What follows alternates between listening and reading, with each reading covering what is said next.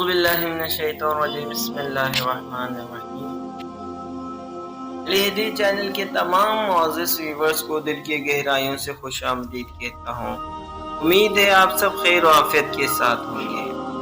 اللہ پاک کی ہر تخلیق کردہ مخلوق میں کوئی نہ کوئی پوشیدہ راز ضرور ہوتا ہے۔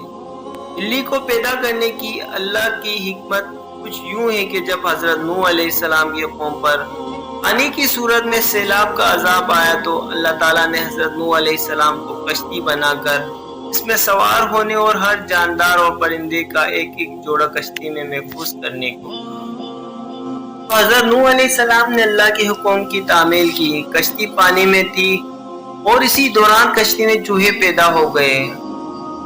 انہوں نے کشتی میں موجود تمام اناج اور غلے خراب کرنا شروع کر دیا۔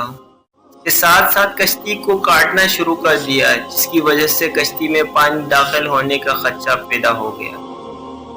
تب حضرت نوح علیہ السلام نے اللہ تعالیٰ سے دعا کی، اے پروردگار مجھے ان چوہوں سے نجات دلاؤ۔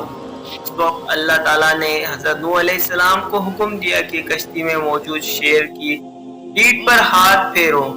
جب حضرت نوح علیہ السلام نے شیر کی پیٹھ پر ہاتھ پھیرا تو شیر کو زوردار چھینک آئی اور اس کے ناک کے دونوں نتوں سے بلیوں کا ایک جوڑا نر اور مادہ کشتی میں گر پڑے، جنہوں نے کشتی میں سارے چوہوں کا صفایا کر دیا۔ اگر آپ کو ہماری یہ ویڈیو اچھی لگی تو پلیز ہمارے چینل کو سبسکرائب کریں اور نئے آنے والی ویڈیوز کے لیے بیل آئیکن لازمی دبائیں۔